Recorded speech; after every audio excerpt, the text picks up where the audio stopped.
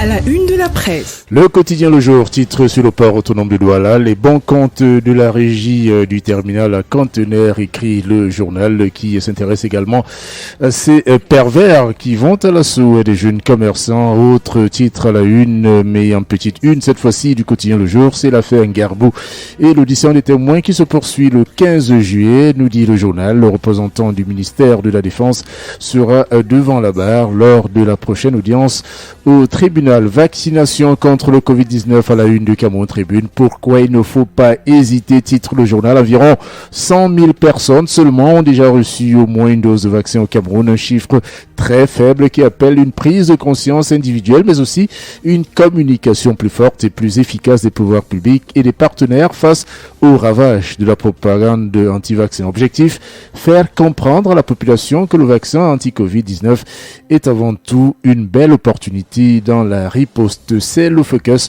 du quotidien gouvernemental Cameroun Tribune qui nous parle également ce matin de la pression des députés en ce qui concerne l'eau, l'électricité qui font défaut ici au Cameroun. Le ministre de l'eau et de l'énergie était donc face aux députés hier à l'Assemblée nationale, des députés qui lui ont donc mis la pression pour satisfaire donc ses besoins de consommation des Camerounais. Mutation, on parle justement de cette eau et de cette électricité. Douche parlementaire, écrit Mutation, acculé par les députés sur l'insuffisance de l'offre dans ces secteurs. Le ministre de l'eau et de l'énergie suggère la restructuration de Camwater et explique que le Cameroun aura besoin d'investissements supplémentaires à hauteur de 6 000 milliards de francs CFA pour résorber le déficit énergétique. Université d'État également au menu du quotidien Mutation. Le Premier ministre suspend les recrutements, écrit le journal. Et puis escroquerie foncière, gros intérêt autour de 4000 hectares à Bokito. C'est le titre, c'est l'un des titres donc que vous pourrez, l'un des sujets que vous pourrez lire en parcourant les colonnes du quotidien Mutation ce matin. Allons maintenant voir ce qui se passe à la une du quotidien Bilingue Émergence qui lui aussi s'intéresse à ce déficit en électricité et en eau. Et Lundu et Somba face aux griefs des députés, écrit le journal. Pendant 6 heures, une trentaine de députés ont échangé hier à l'Assemblée nationale avec le ministre de l'eau et de l'énergie sur ce sujet.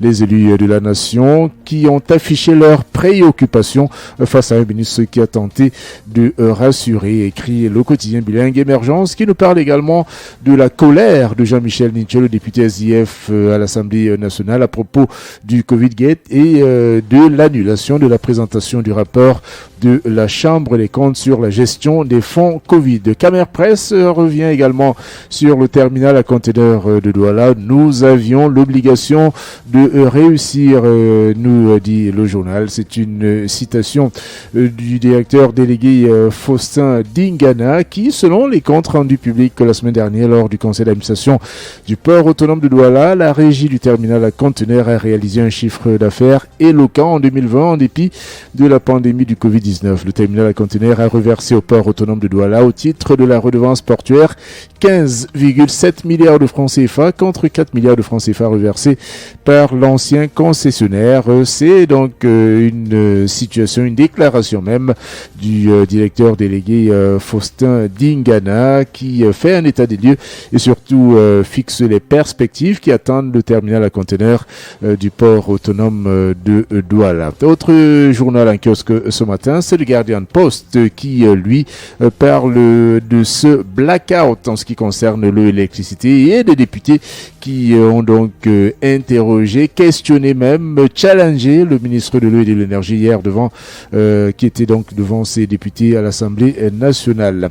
Le projet d'exploitation devient une réalité, c'est celui du fer de Mbalam Nabeba, c'est le titre de la cloche, c'est un hebdomadaire. Autre journal en kiosque ce matin, c'est des infos qui parlent de cette reconnaissance internationale pour Célestine Ketia-Cortez qui, selon ce journal, s'inscrit désormais au panthéon de l'habitat et du logement en Afrique. Le journal fait ici allusion à la réunion, la conférence Shelter Afrique qui s'est tenue récemment ici au Cameroun. L'économie quotidienne 2021-2023, 165 milliards de francs CFA pour la lutte contre le sida, le paludisme et la tuberculose. C'est la une de ce journal qui nous explique que ce financement a été mobilisé auprès du Fonds mondial par le Cameroun et le NUCIDA. Toujours au menu de l'économie quotidienne, le budget des conseils régionaux, priorité à l'agriculture, l'éducation et la formation professionnelle, nous dit le journal. Et puis au niveau de l'entreprise, le port autonome de Douala